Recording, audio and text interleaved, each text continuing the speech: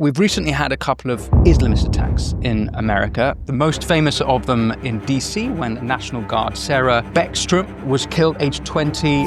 This heinous assault was an act of evil, an act of hatred, and an act of terror. The main project appears to be the infiltration of the West. This guy who shot the two National Guardsmen, yes, he's an Afghan, but he was radicalized here. The left has already made a kind of pact with radical Islam. Do you make a distinction between radical Islam and Islam more generally? What is that distinction? It can't be denied that Islam is the soil in which this radicalism grows. There was cultural pressure on immigrants to assimilate in earlier generations. That is now dissolved. What about the Muslims who are already in America? Rule boards, town councils, local positions are sort of there for the taking. The Muslims have figured that out too. The end goal is essentially to establish the Islamization of America. Let's move to our big topic. There is this World War II revisionism that's happening now. Pat Buchanan published a book in 2008. General thesis is that World War II was an unnecessary war. And you, am I right in understanding, knew him and considered him a friend? I think what happened with Buchanan is that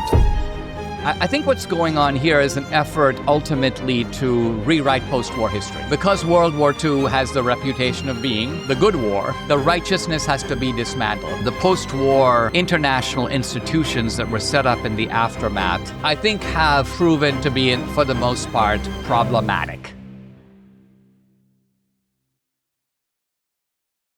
Before we get into this interview, I just wanted to say that we have noticed that more than half of our regular viewers are not subscribed. If you want to support the Winston Marshall Show, all you have to do is press subscribe.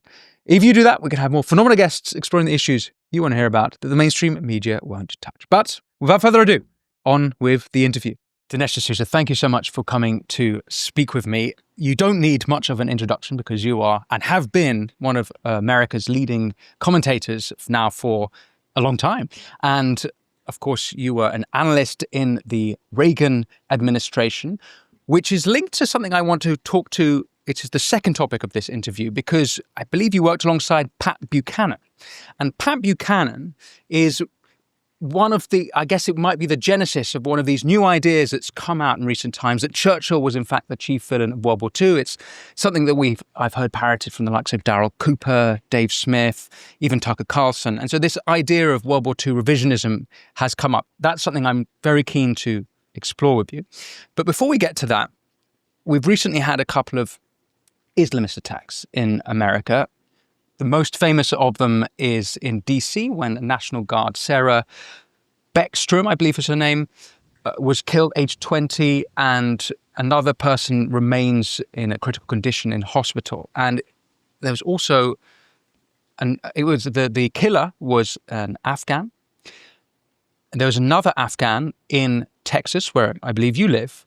This was in Fort Worth, and his terror plot was foiled, I think, because he advertised it on TikTok rather foolishly. But since 9/11, there have been over 100 people killed by Islamist attacks, some more famous instances like the Pulse nightclub and other less known. And this year, it's not the first. New Orleans at the beginning of the year was a terrible terrorist attack. So I wanted to explore to you the issue of Islam. It's something you've talked about on your show. Perhaps before we get into that, how do you see what's happening right now with regards to this whole story? Well, it seems that the main project of radical Islam, some would say of Islam itself, but I still maintain a distinction between Islam and the radical element in Islam, and we can explore that. But the main project now appears to be the infiltration of the West: Australia, Canada, Europe, the United States.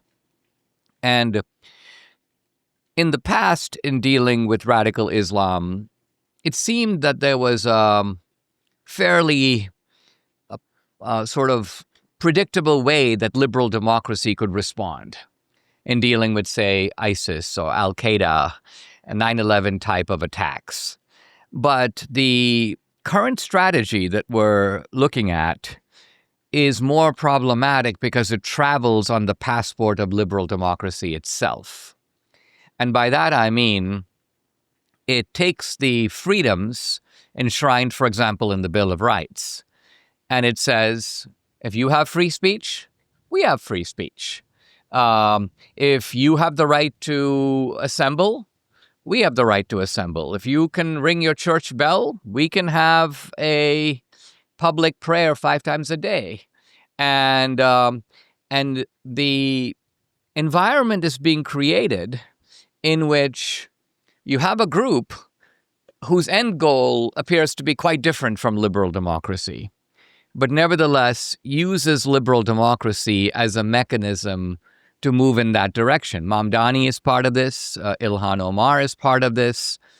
And so what I'm concerned about is that these attacks are coming out of an atmosphere that is now cultivated in the West. There was an interesting article, for example, about this guy who shot the 2 National Guardsmen. Yes, he's an Afghan, but he was radicalized here. In other words, when he came, he didn't come planning jihad. In fact, if he had, he would probably have done it much sooner. But he comes into an environment here where there are madrasas, there is Muslim Brotherhood literature in various mosques. He probably runs into other Afghans who, and together they decide that they are now living in the bowels of the infidel, or they're living in the house of war, to use the term from the Quran. And so I'm concerned that this is the beginning of a lot of problems that we're going to have in the West, and we're going to have difficulty responding to it. The left has already made a kind of pact with radical Islam. This pact, I think, is partly out of ignorance, but not entirely. It's partly also out of political cunning, the so-called Red-Green Alliance. And the ignorant part of it is to see radical Islam as just another ethnic group. So it is, it's as if to say, we got the blacks over here, the Latinos over here, the LGBTQ over here. Okay, you radical Muslims, you can be over here, and you're just another identity group. This would be a huge error of perception and judgment. But I think it's more than that. The ignorance is only part of it. Sick of the lies and deception from the mainstream media? Regain control of your news with Ground News. Let's take a quick look at how the media is reporting on Trump's order to resume nuclear weapons testing. Left-leaning, Democracy Now! Around the headline, extraordinarily destabilizing decision, Trump denounced over call to immediately resume nuclear tests, while right-leaning Press TV led with, I had no choice. Trump orders U.S. War Department to immediately resume nuclear weapons testing. 2 very different narratives on the same story. We specifically partnered with Ground News because their app and website helped me and my team cut through media bias and see the full picture. There are over 645 articles published on Trump's decision, and we can access every single one through Ground News, complete with source context, lean ratings, and key breakdowns. Seeing all sides, regardless of political lean, is essential to cutting through bias and actually being informed. That's why Ground News' blind spot feed, which highlights stories underreported by either side, is such a powerful tool. I genuinely believe in what Ground News is doing, and I encourage you to check it out by scanning the QR code or visiting ground.news/Winston. If you subscribe through my link, you'll get 40% off unlimited access. Ground News is subscriber funded, and by supporting my sponsors, you are also supporting this show. So when you say he was radicalized in America, this sort of vindicates perhaps the vetting services or whoever it was who were vetting these people coming over to America, because they weren't to have known if this report is true. That he might have been vetted and it might have been found that he wasn't actually a radical. And so, but if that is true, then it opens up another problem, which means that you can have non-radical Muslims coming to America and they would all have the susceptibility of becoming radicalized whilst here. Exactly. What we're saying is that the 9/11 model, if you will, call it a model, was this is all cooked up someplace else. And then those guys show up here, but with ill intent, and then they blow up the World Trade Center. But of course, their plot is cooked up in Saudi Arabia, in Pakistan, in Egypt. It is rehearsed in on the monkey bars, in Afghanistan. But that is completely different from, I think, what we're dealing with now, which is to say the presence of the radical networks in this country. I think that the vetting is, or the lack of vetting, may be part of it, but the large part of it is the porous border, the fact that, in effect, anyone could walk through. Sure, but these were legal migrants.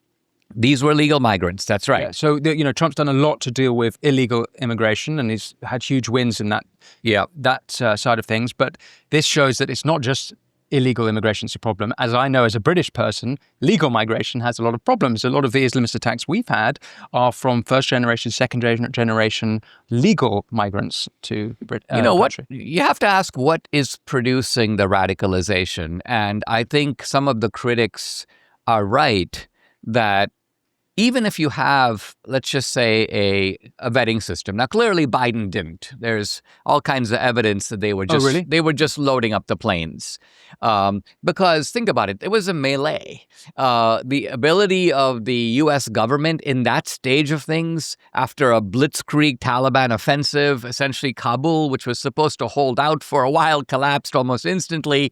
And so there was no mechanism. We know how slowly bureaucracy works. So the idea that they could have vetted all these guys, I think, is just a sheer impossibility. They didn't do it. But let's assume that there were people who got on those planes who didn't come here with malign intent. Nevertheless, you have a situation where people are plucked out of the tribal wilderness of Afghanistan and now displaced. Look at this guy. He's displaced into Washington State. He's taken into a family briefly, then he's stuck into some sort of public housing under subsidies. Did he have his family with him? He had his wife and 5 kids. Wow. 5 kids. And they're all living in a $2,000 apartment paid for by the taxpayer, and none of them work. So this is a very peculiar setup. And of course, it's outrageous from the taxpayer's point of view, but I think it's also strange from their point of view, because this is a displacement which I think is bound to produce all kinds of vertigo, maladjustment. And so it's very easy to see how the radicalization would take place in that setting. If it's not appropriate to help those in, let's say, a place like Afghanistan who have assisted the American military in such operations, if it's not appropriate to bring them to America to give them refuge, what would be the appropriate response for those people if they are indeed at risk of the likes of the Taliban? No, I mean, look, part of the problem here is that there were Afghans who helped the U.S. government, and when the airlift was going on, we kept hearing about these translators. Yeah. Now, I think that is an effort to put a very benign face on American allies over there. But how many translators do you need? You don't need 200,000 translators. There were probably a few hundred translators. And it points to the simple fact that assimilation is a difficult project. I mean, I've been through it myself. And it takes a long time.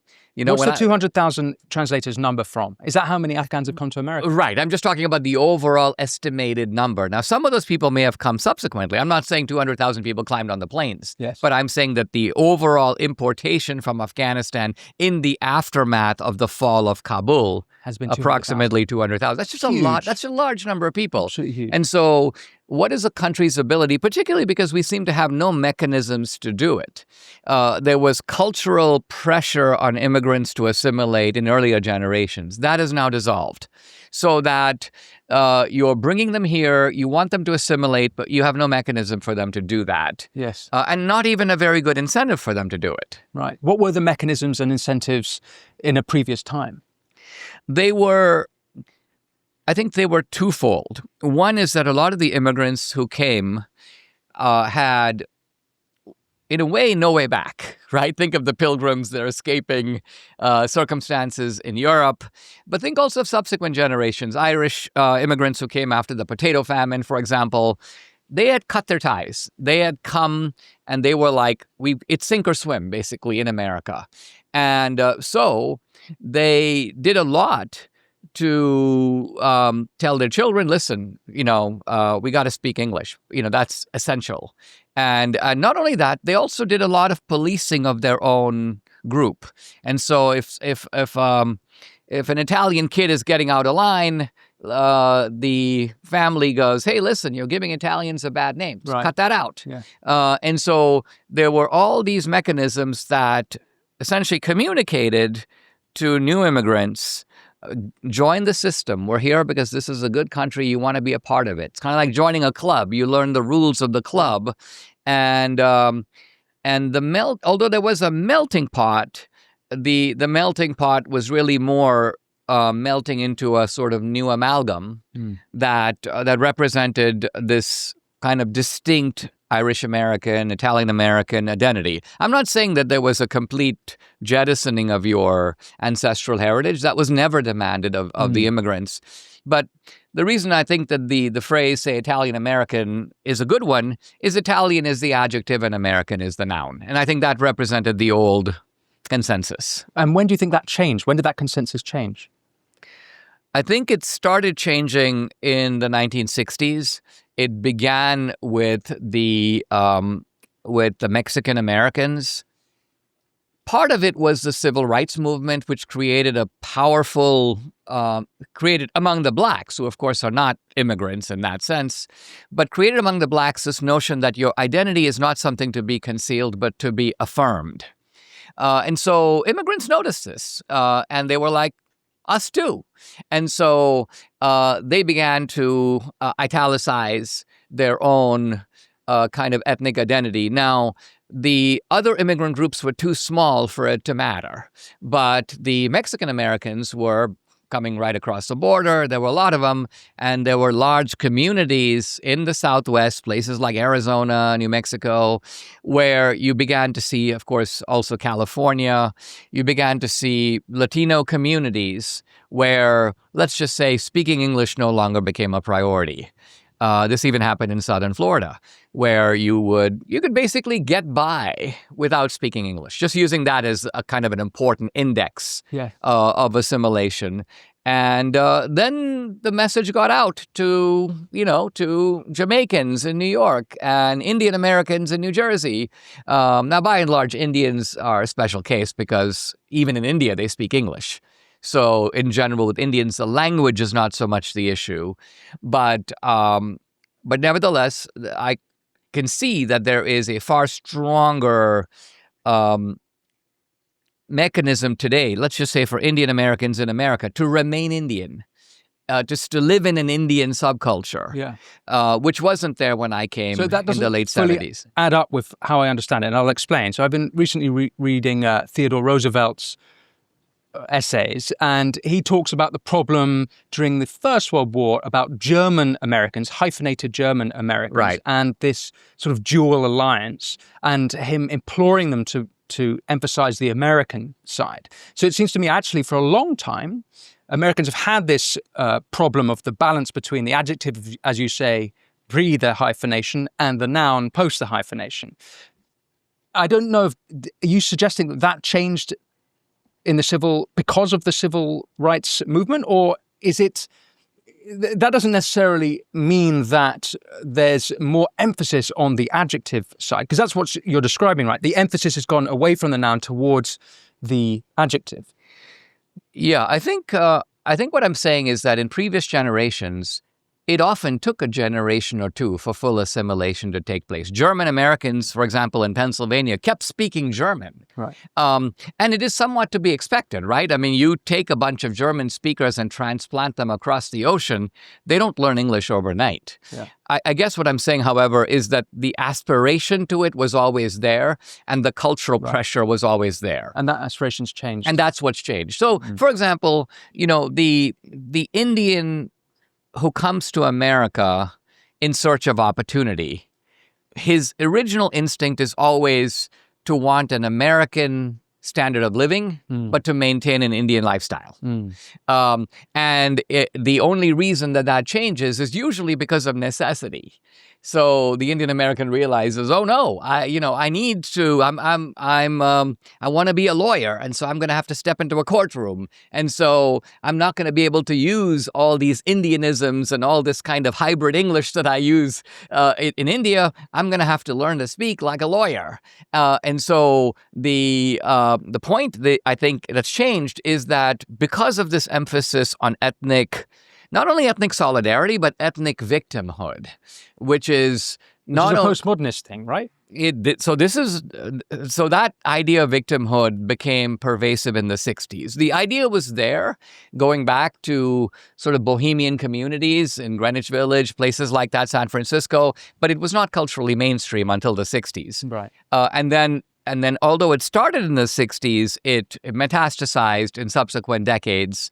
And only now is there serious pushback against it. Part of the pushback against DEI is a broader pushback against all that. Because it's perhaps gone too far. It's overplayed its hand. Can we go back to Islam? Right at the beginning, you said you make a distinction between radical Islam and Islam more generally. What is that distinction? The distinction is to recognize that a lot of the problems in Islam, first of all, are cooked in a particular region of Islam and are not necessarily worldwide. Take a country like Indonesia, which is the largest Muslim country in the world. It's not free of problems, and it does have elements of radical Islam. It does, yeah. But it would be wrong to describe the entire country of Indonesia as made up of would-be terrorists. I'm sure that if you ask the Indonesians, the Indonesian Muslims, hey, would you, in an ideal world, like to see the whole world become Muslim? They would say yes. And if you were to say, would you like to see a kind of global caliphate under some form of Sharia law? Probably a lot of them would say yes. But on the other hand, these are not the kind of people who will shoot at a National Guardsman. These are not the kind of people who are doing jihad, at least in the violent sense that we use the term now. And so, having been raised in India, in a majority Hindu country, but nevertheless about 15 to 17% Muslims, you're talking about 170, million Muslims, it's quite apparent to me that not everybody has the same understanding of Islam. And so the radicals, now some people will say the radicals are the true Muslims. They're the ones who really read the Quran. They're the ones who take the sort of militant verses seriously, and that well may be. But I guess what I'm saying is I think that it is prudent as well as I think it makes sense to not go to war with Islam. Trump, I think, recognizes this. This is why, for example, even in his sort of attempt to deal with the Gaza problem, he's like, all right, listen, we're not going to have a bunch of Jews and Americans ruling Gaza. Why don't we sort of bring in some Saudis and Bahrainis and Emiratis and Kuwaitis? Because this way you have Muslims kind of governing Muslims. Yes. And so I think this is actually politically and diplomatically the right way to go. But it relies upon not declaring Islam itself to be the problem, although it can't be denied that Islam is the soil in which this radicalism grows. Yes, so that's pragmatic geopolitics. But when it comes to domestic politics, Islam in America, is it a different story, or are you just as pragmatic? Well, the way I would look at it is that our country just does not have the ability to do any kind of serious international vetting. Let's just say that 10 guys from India, just using obviously my home country as an example, apply for asylum in America. These guys are scattered from all over India. They're from different tribes. They eat different food. They speak different languages. The idea that somehow some immigration officer can look at a file and separate the good ones from the bad ones, the good apples from the bad, is preposterous. You cannot do it. And so as a result, you're forced to make general discriminations. And by that, I mean you're forced to say, okay, look, and I think this is really what a healthy country does do. It says, we want to have a certain type of immigrant. And we're going to find ways to attract those people here, and we're only going to let the ones in that we can effectively check out. So you don't actually have to make judgments about, you don't have to make broad judgments. You can exclude large bodies of people if you want, because you're not running an, quote, equal opportunity operation. You're deciding as a community who you want. Yes. It's kind of like, who am I going to take into my home? I have the right to be as arbitrary as I want to be and set whatever criteria I want to. And so I would be biased in favor of exclusion. Okay, but again, now we're talking about what migrants to let in the country. Right. But what about those who are already here? I mean, I look at like Dearborn, which is a suburb of Detroit. Muslim, I think it's perhaps the only Muslim majority town in America. You'll know better than me. And I see videos from spokespersons from that community with very anti-Western, very anti-American rhetoric coming out. So what about the Muslims who are already in America? Big problem without an easy solution.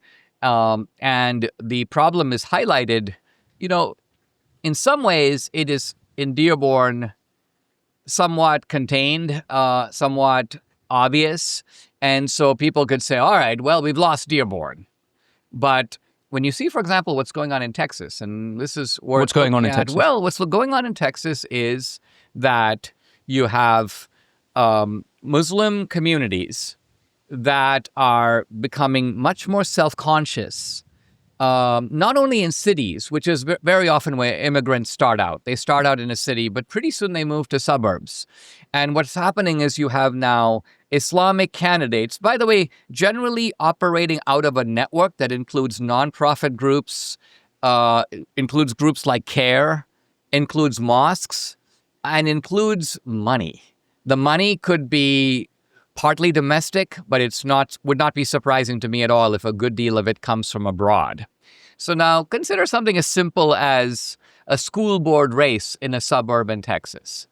You have like 6 guys who run for the school board, and typically they're putting in $10,000 or $20,000, and they're going and knocking on their neighbor's door. Please elect me to the school board.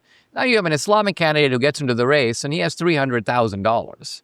So suddenly this guy's running radio ads, he's running television commercials in the local area. He becomes the far out favorite to win just because of name recognition alone. And so what you're getting is you're beginning to see school boards, you're beginning to see town councils, you're beginning to see local DA's races. I mean, Soros proved now 20 years ago that very important local positions are sort of there for the taking if you've just got a little bit of venture capital to put into them. The Muslims have figured that out too. And they have access to an ocean of money, which a lot of times local candidates don't. So a lot of people in Texas, I know, in Houston and Dallas, are just noticing a mushrooming of mosques, noticing a greater cultural and political aggression by the Muslim community. And again, some of it may be benign, but some of it is probably radical. And unfortunately, it's difficult to tell the two elements apart, to untease the one from the other. I'm trying to get a sense of how much your concern is for this, because you're sort of going between, like, it might be benign and maybe the majority is benign and maybe most of them don't take the Quran seriously, but there's always a few who do take it seriously, and perhaps that's the real Islam. But if it only is a few that take it seriously and take jihad seriously, isn't that a problem for all of it? It is, because, look, I don't think there have ever been good estimates of what proportion of the Islamic community is radical. And even when we talk about radical Islam, there are the doers and then there are the cheerleaders. Right? But if you put those two groups together, it's probably a pretty significant segment. Is it 10%? Is it 30%? I don't really know. And so, yes, do I think it's a serious problem? Yes, it is. I guess what I'm saying is that the issue I'm struggling with is, how does one deal with this problem within the parameters established by the Constitution? Right. And I say that because it is legal to run for school board. Yes. It is legal to They're playing take by the up rules. a mosque, right? If you go to the city council and say, we want to buy a large tract of land and set up a madrasa, which is for a school for Muslim boys, on what grounds is this going to be refused? Yes. In some ways, even the right doesn't know how to handle this. Yes. So I'll hear people say things like, well, you know, the church bells are kind of soft and they send a different message. The call to prayer is kind of loud and occurs 5 times a day instead of just once a week. So all of this kind of indicates to you that we are not facing the problem head on. We are trying to come up with neutral principles with which to deal with it. Yes. And the neutral principles I'm suggesting may be inadequate. So for this reason, I think there is a wing on the right, and this connects, by the way, to some of the other issues we want to talk about. There's a wing on the right that basically says liberal democracy itself is inadequate. And we essentially need to perhaps not chuck out the Constitution, but read it in a new way that does not emphasize, you could call it liberal procedures. They would not feel obliged to give us an explanation for why we are obliged to live under those rules. Yes. They wouldn't say things like, well, we have these rules, but they are indifferent as to whether you're a Muslim or a Christian or a Jew. They'd be like, we're a Muslim country, so we have Muslim rules. Furthermore, we would probably not challenge them. I mean, I've traveled to many Muslim countries and I respect their rules. Exactly. When I'm there. Exactly. We assume that countries have the right to make these kinds of judgments about what kind of society they want to be. This is going on in India right now, where by and large, Modi is saying, we're a majority Hindu country, and we're the only Hindu country in the world, and so we have the right to have a kind of Hindu identity. Not to say that you have to be Hindu to live here, but we are, in fact, going to set the general tone of the society. In America, we're reluctant to do that, and I think that's probably a mistake. In other words, I think that it may be that in earlier generations, it was not necessary to do it in the same way. But in earlier generations, we were not faced with a threat to the liberal principles themselves, which is what we are dealing with now. Yes, this is what Oriana Fallaci called liberticide, that liberalism would eventually tolerate that which would no longer tolerate it. And it might be playing out in a small way in America, but it's a lot more prevalent in Europe now because the Muslim population is much larger. Yes. The other thing about it is that liberalism is because it is a sort of gospel of liberty, so to speak, it's defended with less enthusiasm than someone who's defending a positive creed.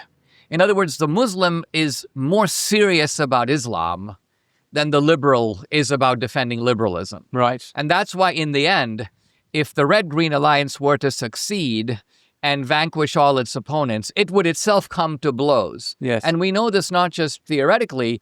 This is what happened in Iran. You had a kind of red-green alliance that overthrew the Shah and came to blows immediately after the Shah fell. And who won? The mullahs. The radical Muslims won. Yeah. And as I think they would win again in some dystopia in the future if we let all that happen. So, yes, I think this has now become perhaps the paramount issue in the country, in the United States today. So what would be Dinesh D'Souza's answer to that? Do you think we need less liberalism and more, we need to give up some of our liberties in order to deal with these issues? Well, I would put it this way. I think that modern American conservatism has 2 elements to it, and one element has become predominant in the post-war era. So the one element is freedom, which is to say liberalism, classical liberalism. We're not talking about the modern leftism that sometimes uses the name of liberalism. We're talking about classical liberalism. But there's another element that was very much stressed by people like, well, going back to Edmund Burke, but continuing in America through people like Russell Kirk. And that is that for the founders, liberalism was never the end goal. Liberalism was the means. You can test this proposition by posing a sort of thought experiment. We have all the founders in the room. We're in Philadelphia. We say to them the following. America in the 21st century will have 350 million people, and they will all live in freedom. All 350 million people decide to become pornographers freely. Nobody's forcing them. They decide on their own. This is what they want to do. Do you think the American experiment would be a success? Right? The founders would be like, no, stop. Right. Right? The people who went up the hill in Iwo Jima would run back down, and get back on the boat. So the point I'm making is that I think from the beginning, built into the American experiment is freedom is the means, but there is in fact an end goal. The American dream is not devoid of content. It actually has a vision of wholesome communities, law and order, a nuclear family or extended family, a sense of patriotism. These end goals are built in and presumed. But it's like we've lost sight of them. We go down the kind of the Bill of Rights, freedom of speech, freedom of religion, freedom of assembly. We think that's America. Yeah. That's not what's America.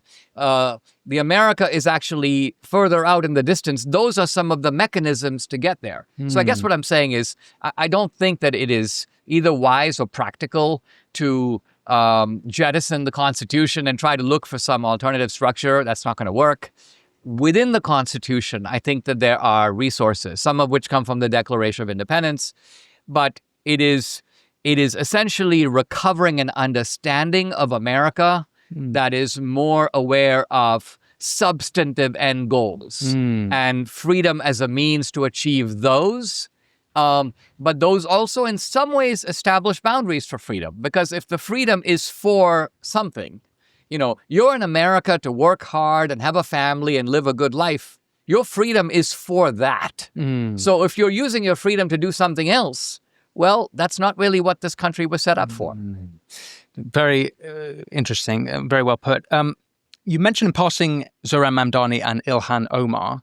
Do you think of them as part of the radical Islam or the moderate Islam? I think of them as enablers of radical Islam, both of them, in their own way. Now, when I say enablers, what I mean is that, in the sorry event that radical Islam comes to America and takes over America, it's not going to look like Osama bin Laden. It's not going to look like the Taliban. That's what people are looking for, which is why they become a little blinded to the fact that if radical Islam dominates here, it will have an American face. It will have an American accent. It will be like Mamdani, a guy who likes rap music, grew up in Uganda. He's Indian. He's got this multicultural vibe. He's African. He claims to be African. That's right. Claims to be African. That's right. He's African with Indian elements. His mom, I guess, is the Indian filmmaker, Mira Nair. So you got this multicultural guy, and he seems cool. And so he's not going to fly a plane into a building. But on the other hand, he will accelerate the Islamic infiltration that is a goal of the Muslim Brotherhood. So I think the Muslim Brotherhood here is the organization to focus on far more powerful, widespread, much more dangerous than, say, a Boko Haram or an ISIS, because those guys, if you see some guy approaching you and he's carrying a large sword and he's ready to behead you, you kind of know what to do about that. You're equipped. We have a military, we have police, we can deal with those kinds of problems. But if somebody moves in next door and then they are building political influence in your society toward a known and even stated end goal, and the end goal is essentially to establish the Islamization of America, to move America kind of in the direction of Sharia. I mean, that is not far-fetched. That project, I think, has been underway for some 30 years. We are latecomers to it, and we still don't know what to do about it. We don't actually know of links between Mamdani and the Muslim Brotherhood, do we? No, but we do know that Mamdani was sort of came up in fairly radical networks. I mean, there's the photo, you've probably seen it, with where he's standing next to the guy who was involved in one of the World Trade Center bombing of 93, I guess it was. Now,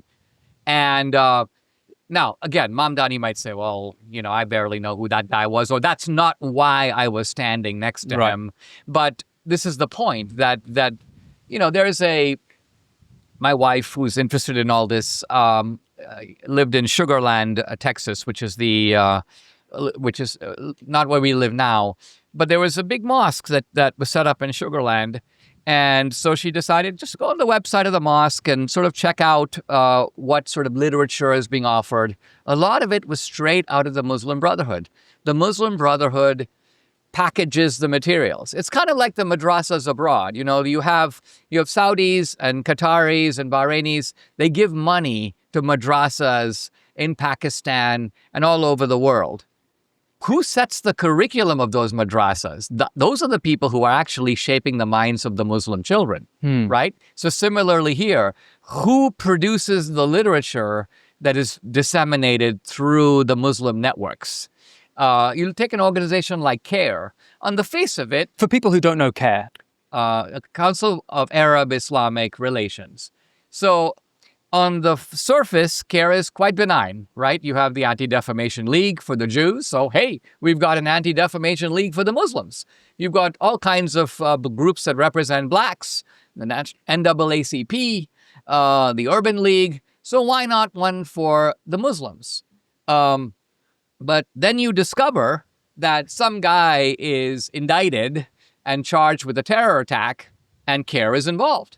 They are supporting him. They're part of the press conference. They put up the money. They hire attorneys. And so it's something else altogether. Something else altogether.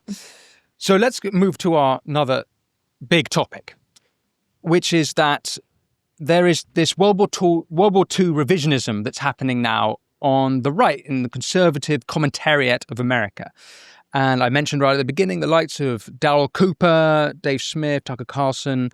And it seems to me, looking into it, and I should say Nick Fuentes to a certain degree, when I look into them, they seem to be three philosophical godfathers to their line of thought. One is David Irving. Darryl Cooper himself has made many, many references to David Irving. A lot of his ideas are straight from Irving. Another is John Mearsheimer, who Fuentes has referenced, has been on Tucker Carlson many times. Dave Smith regularly references him. It's the authority that Dave Smith refers to, even though Dave Smith doesn't believe to appealing to authority. But he very much did that on the Coleman Hughes interview. But the third big one is Pat Buchanan. Pat Buchanan published a book in 2008 called Churchill, Hitler and the Unnecessary War, How Britain Lost Its Empire and the West Lost the World. And the general thesis is that World War II was an unnecessary war, and because of Britain's guarantee to Poland, it grew into a huge world war, cost 50 million lives, and handed half of Europe to Stalin, and brought America and Britain in unnecessarily, and Britain lost its empire as well. So it seems to me that he is, as I say, one of the philosophical godfathers. And you, am I right in understanding, knew him, and I've considered him a friend? Sick of the ads? Want to support this show directly? Want bonus content? Well, head to our Substack, where you'll get all of those benefits and more. It's all over at winstonmarshall.co.uk, where you can sign up today. But if you don't use Substack and still want to support us directly here, then check out YouTube membership. With your support, we can continue to grow this show, get on guests that you want to hear about, and explore the sticky issues that the corporate and mainstream media just won't touch. But enough from me, back to the interview. I knew him. I liked him. He, with Buchanan, he went through a bit of a metamorphosis. The younger Buchanan, the Buchanan I knew, I mean, I was a lot younger than he was. So I was in my 20s. He was probably in his 40s at the time. And you knew him in the Reagan administration? In the Reagan administration. He was in the, trying to remember now what exactly he did. But in any event, I knew him both as a government figure, but I also knew him as a columnist. I mean, in other words, I socialized with him occasionally. We were part of a younger group of conservatives, young Reaganites in Washington, D.C. And so we, because there weren't that many of us, we were very much part of that crowd. And Buchanan was one of us in the sense that he was by and large a straight up Reaganite.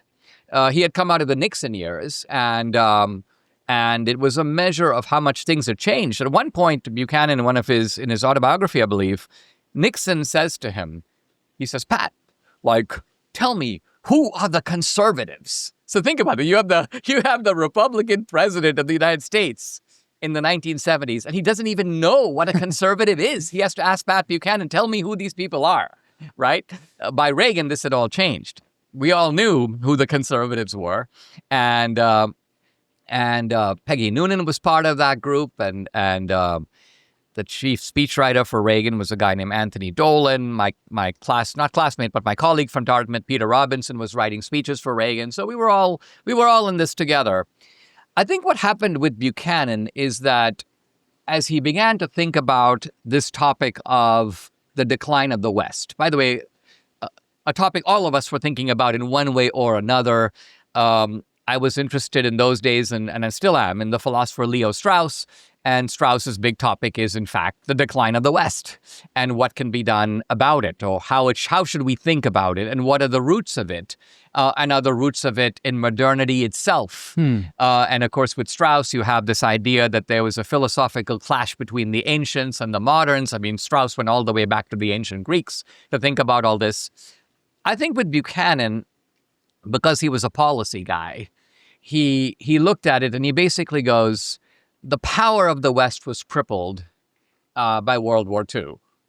And now, interestingly, I think that a stronger case could be made for the Buchananite position if you went a little further back and focused on World War I. And I say that because I'm very much influenced by a book written by a literary critic, Paul Fussell, about World War I, in which he talks about the fact that you could call it old verities, old ideas, like valor and courage and manliness and patriarchy were not considered to be ironic prior to World War I. People would use these words positively. This man did an act of valor. After World War I, you had to look sideways at that. And the valor had a question mark or quotation marks around it, and you had to make a joke about it, and you had to be sarcastic, and you had to imply that he gave his life for nothing. And patriotism itself is now called into question. Before World War I, people would, again, without being self-conscious, call a horse a steed. He mounted his steed. You couldn't say that with a straight face today, but neither could you say it with a straight face in the 1920s. So the point that Fussell is making is that the massive destructiveness of World War I and the sheer apparent unnecessariness of that war, in a way, broke the backs of very powerful countries. Yes. And that the West never fully recovered from that. And I think there's actually a strong case to be made there, which hasn't fully been made. Fussell didn't try to make it. He was actually just he was looking at the literature before and after World War I to show, look at the difference. Now, I think Buchanan wrongly set his sights on World War II, which was, of course, an unnecessary war in the sense that it shouldn't have been started by Hitler. By Hitler, exactly. It was not an unnecessary war once Hitler started it. Yeah. So I think Buchanan went on the wrong track there, and he did it, I think, partly because he was very much of an amateur historian, which is to say, he did not have a deep knowledge of history. He also, But hang on, that's a weird one because I don't have a deep knowledge. I'm no historian. I'm not even an amateur historian. But you don't need to be an amateur historian to see how ludicrous the terms are. That if is you look true. at what Hitler wanted, what Hitler himself was saying, his plans to invade Britain, his plans to invade to be world dominator. It doesn't take much excavation to find this stuff. It doesn't. But what I mean is that if you get into it at the level of nuance, so let's just take for example the idea that Tucker Carlson has put out. I don't think Buchanan said this, but Tucker has basically said this. Maybe we should have, or it was Tucker's guest with Tucker nodding vigorously. Maybe Daryl Cooper definitely said it. Daryl Cooper said it. Tucker kind of thought this was a very provocative idea worth thinking about, or he didn't dispute it. You're referring to the statement, Churchill is the chief villain of World War II. No, I'm actually referring to the statement that maybe we should have allied with Hitler against Stalin. Oh, has Daryl Cooper said that? I know that statement was made because I've seen the clip with Tucker reacting to it. I haven't seen that statement. I wish I could remember. I think it is Cooper, but I'm not positive, so I'm not gonna go out on a limb on that. I haven't seen that, but I have seen. The statement has been made. Daryl Cooper has certainly.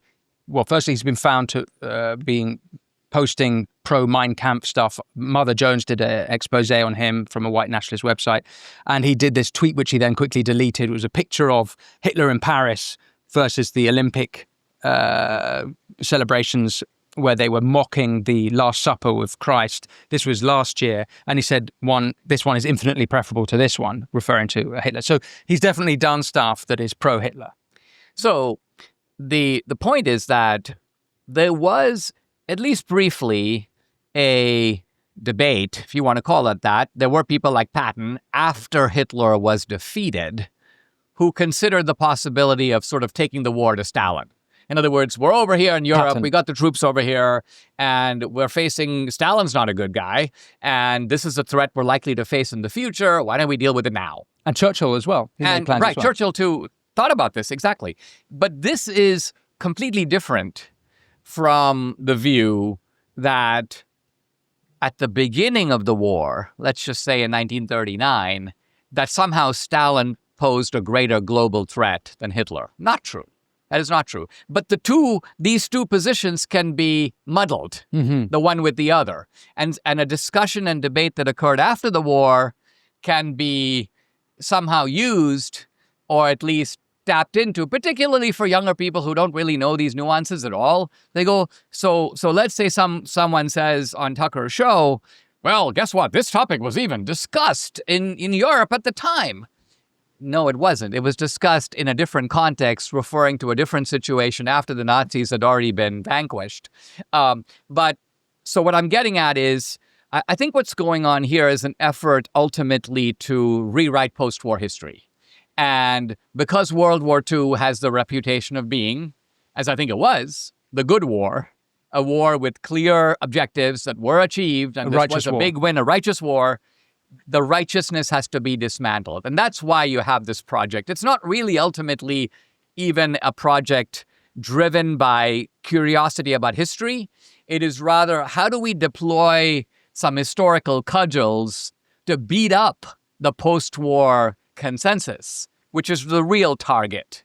And that's what you think Pat Buchanan's motives were? I think for Pat Buchanan, he was seized with this apocalyptic dread that the West was coming down. By the way, he was not the inventor of this genre, right? If you flash back 30 years before Pat Buchanan, James Burnham wrote the book called The Suicide of the West.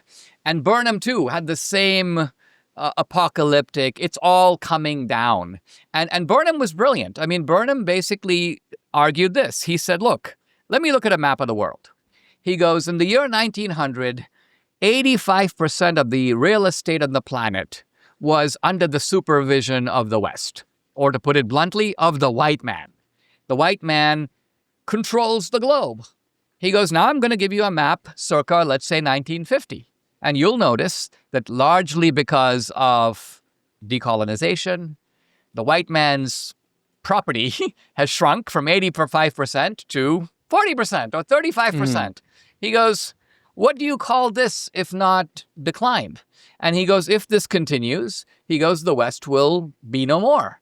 And then he goes on to, now, Burnham was discredited because of the fall of the Soviet Union.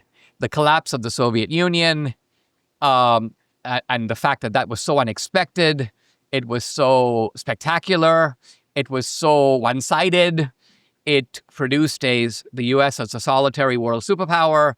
All of that, I think, dissolved that kind of Spenglerian gloom. But Buchanan was reviving it in the 1990s, but he was too early because there was still the upbeat mood of the peace dividend, and you had a rollicking stock market in the 1990s. So Buchanan seemed out of step to many of us who were watching him, and we liked Buchanan, but we were like, why is he going in this direction? He's marching to a different drummer now, is Right. what we thought. I think interestingly, it's interesting to see how now he has become, along with some others, guys like Sam Francis and a few other Who's hangers-on. Sam Francis? So Sam Francis was this sort of strange fellow who wrote a syndicated column. He was based at the Washington Times. And but this guy he trafficked in the sort of dubious precincts of the right. And he went to a conference that I attended in the 1990s. This is when I was working on a book called The End of Racism. And he basically gave a speech, the effect of which was to say that the reason Western civilization is so powerful is because of the genetic endowment of the white race. And I was like, this is the type of rhetoric that I haven't actually heard in the Reaganite movement. I quoted a statement that he made, and when it came to the attention of the editors of the Washington Times, they fired him.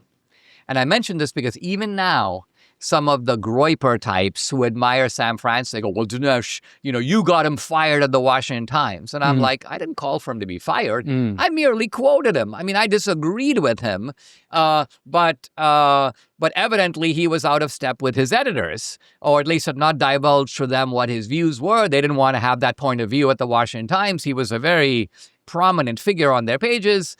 And so, somewhat to my regret, because my idea was to sort of argue with him, he got the boot, and as a result has become a kind of low-grade martyr in the kind of Groyper right. Oh, I see. It's curious that a lot of these Groyper types, I've seen a lot of backlash like this. So they think that disagreeing with someone is cancelling someone, which is utterly bizarre, but that's a side point. So we fast forward now to what's going on today. It doesn't seem to me to be coincidental, or maybe it is, that it's exactly 80 years since the end of the Second World War.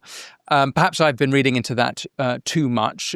You've explained a little bit about why you think that there's this revision happening now, this sort of anger about post-war dogma. And is it as simple as that, or is there something more profound going on? The post-war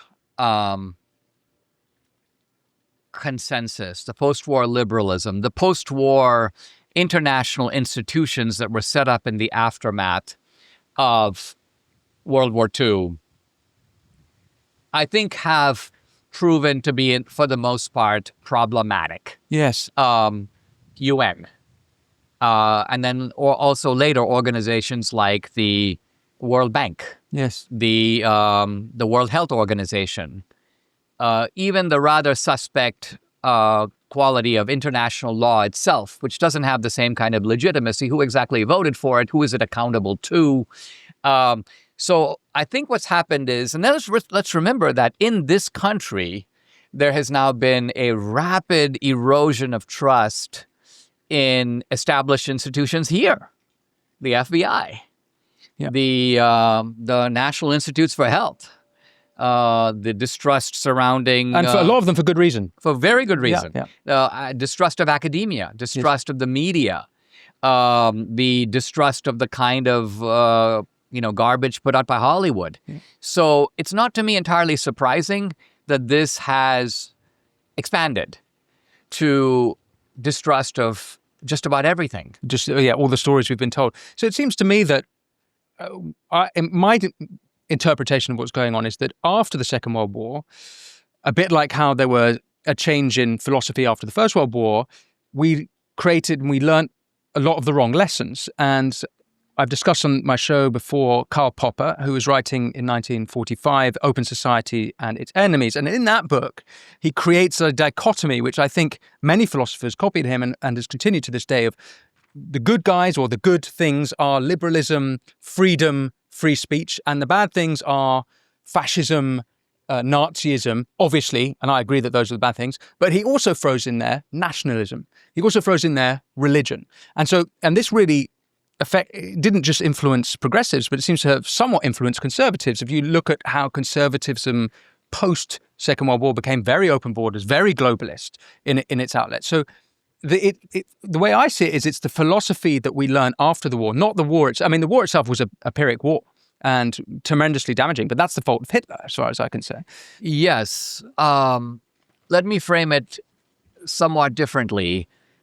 In the Reagan years, because the main foreign policy conflict was between the United States and the Soviet Union, it was very easy to characterize the United States as representing freedom and the Soviet Union as representing authoritarianism. And so the kind of Popperian idea, freedom good, authority bad, fit the needs of the moment. Not only that, but domestically, because of the promiscuous expansion of the welfare state under not so much FDR, although he started it, certainly LBJ, there was a great need for a libertarian critique of the way in which all these programs were not meeting their goals. Welfare was producing not only lethargy, but greater illegitimacy and all these things. So the libertarian ideology, which is, of course, built on the sort of doctrine of freedom. So you can see on the foreign front, it's freedom against authoritarianism. On the domestic front, it is essentially government is not the solution, government is the problem. And so this procedural liberalism, that's why it came to the forefront. That's why the Burkean and Russell Kirkian elements, which emphasized order, stability, family, community, were downplayed. Now, Reagan didn't himself downplay them. When Reagan ran in 1980, Reagan basically said, I'm running on 5 things. And these are the 5. The individual, the family, the local community, the church, and patriotism, the country.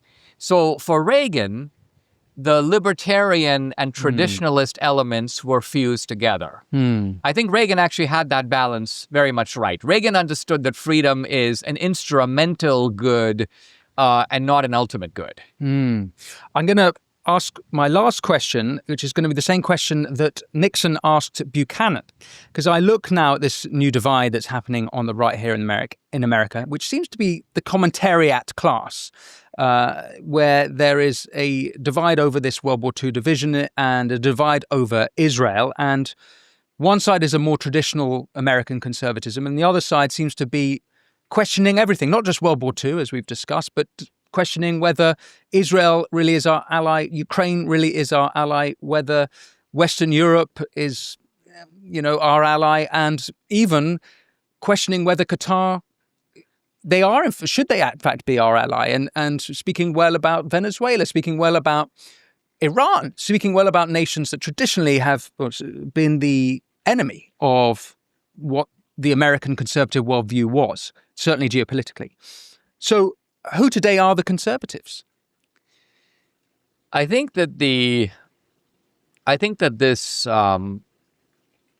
it's kind of a Tuckerite vision that you've just outlined here, which included, of course, Hamas is not necessarily a terrorist group, it's a political organization, and Sharia law is not so bad, and Maduro may be a conservative in his own way. What I find is interesting is that there has now developed a wall of public resistance to this, let's call it Tuckerite ideology. I cannot identify a single mainstream Republican, conservative, or even MAGA person who will defend the Tucker positions in substance.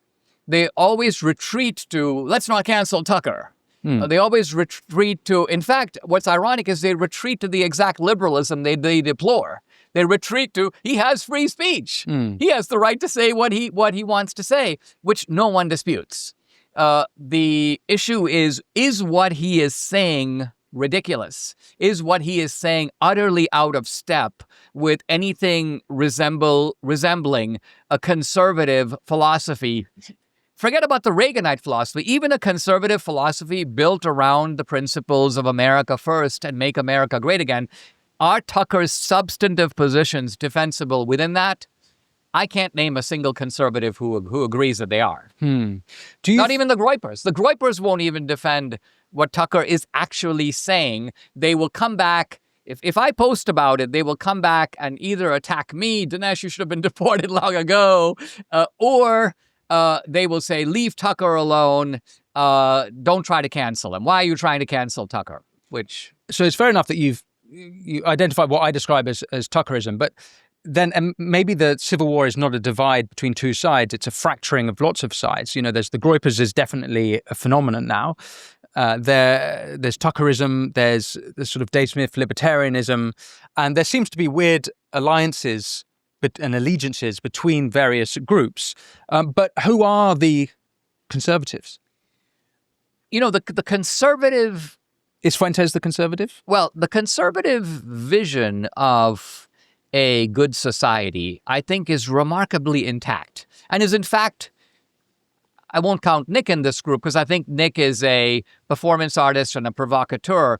But I think a lot of people who listen to Nick are believers in the society I'm about to describe.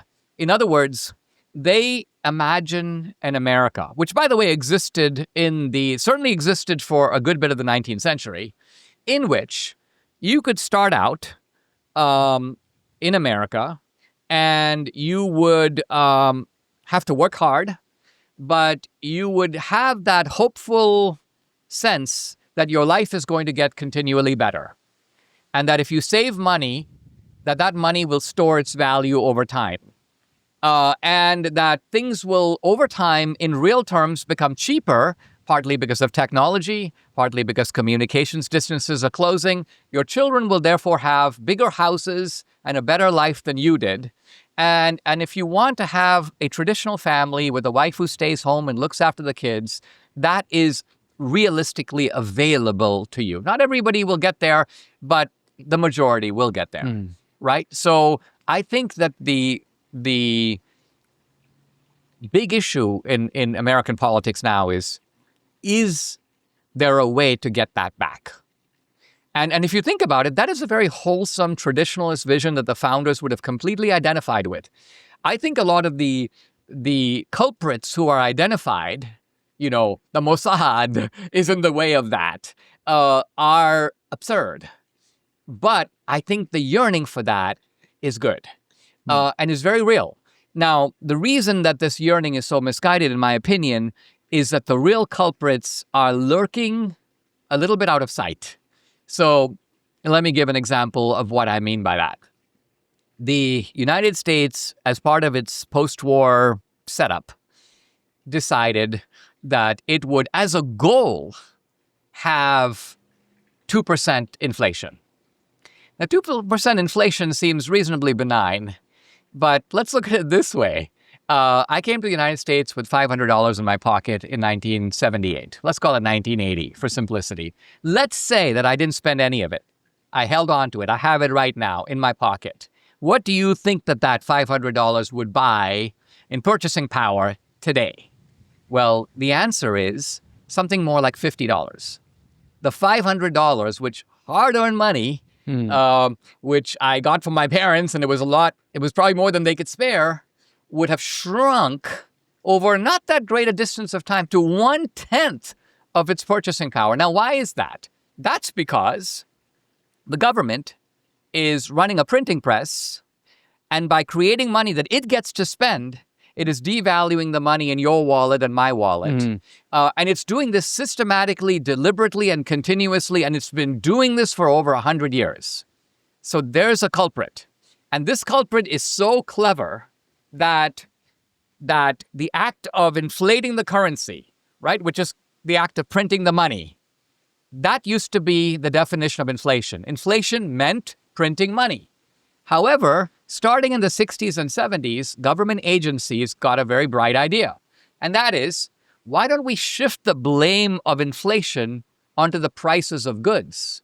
And we'll call that inflation, so that when prices go up, people will go, oh, inflation. And then the government goes, we need to do something about inflation. Even though the sole cause of the inflation is the government printing the money. In fact, that is the definition of the inflation. But by moving the definition over to some other thing, by and large, the government now shows up, having set the fire, as the firefighter. And so this is so if somebody wants to know, like, why is it the case that homes that cost $150,000 in the 1970s and $280,000 in the 1990s now cost $500,000? I've just given you the reason, and the Mossad has nothing to do with it. Right, okay.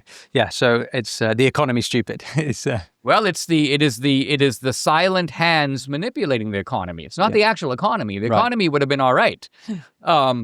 It's the people, it is the greedy hands that want to get spending power without even taking the trouble to tax people for it.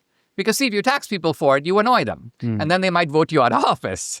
But if you print money, nobody knows the difference. And you are silently depreciating the value of the currency without public notice. Yeah.